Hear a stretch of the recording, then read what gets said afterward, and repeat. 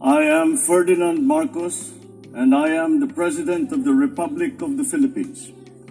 I stand today on behalf of 110 million Filipinos. Hello people, hello words, and hello Philippine. It's me again guys, 138 late. Ayan, mayroon tayong update guys na upload video sa inyong lahat. Ito po guys ay rumisbak si BP Sara kay ACT Teacher Party List Franz Castro. Kilala nyo naman po ang party list na yan, no? At sinabi po ni BP Sara, hindi po ako, sabi niya, ang mayroong kasong human trafficking at kidnapping, kung hindi si Franz Castro. Nako mga kababayan, pakinggan niyo po ang kanyang mungkahi. Ito ay para sa kay Franz Castro ng ACT Teachers. But before that guys, don't forget to comment, likes, and syempre add to your favorite na lang. Mag-comment kayo kung anong komento nyo regarding this issue, yung pag-respect ni BP Sara kay Franz Castro. Maraming salamat po. See you again. Bye-bye. Baboos! We should expose the lies employed by the terrorists to survive. Yan ang ginagawa ni Franz Castro. Sige lang sila atake, sige sila atake. Ano, nag-aantay ako. Give me something concrete that I did something wrong. And then there's nothing. Wala. Pero, tuloy-tuloy pa rin yung atake nila in the hopes that yung the lie that they are peddling, that I did something wrong, would take stock sa utak ng mga tao. Yan yung ginagawa nila.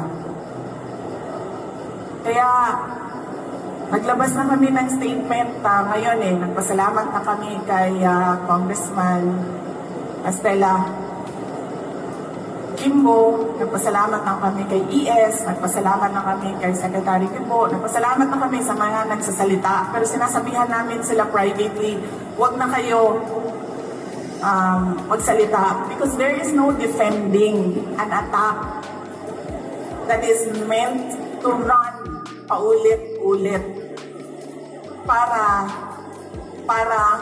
in the end yung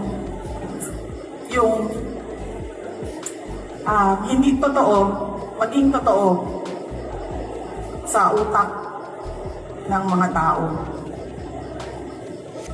Naantay ko hanggang ngayon, araw-araw tinatanong ko, meron na ba silang naibigay na papel?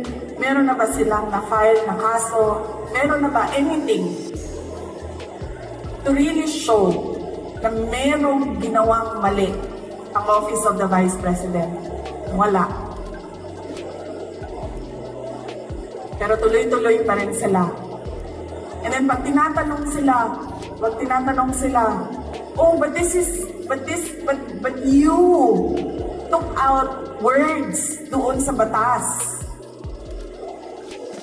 You took out words doon sa batas and you interpret it this way. Sabi nila, huwag niyo na basahin yung 3 words dyan.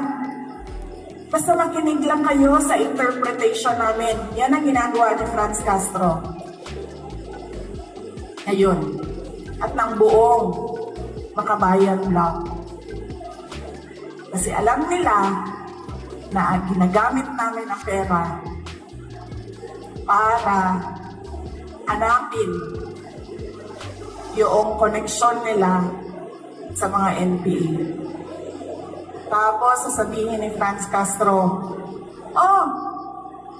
tingnan nyo, kulang ng 2 million ang enrollment ng DepEd.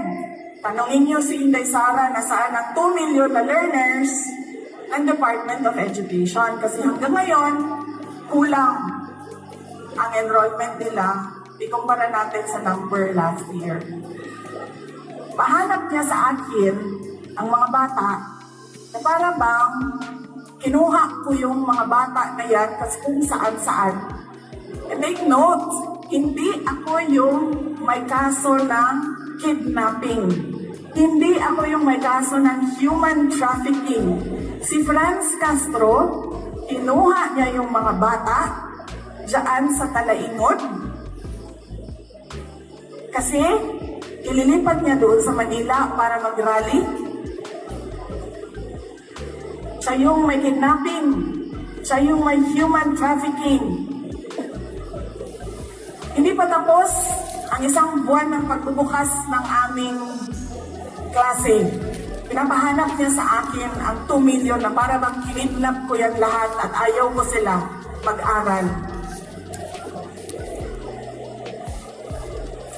Yan yun.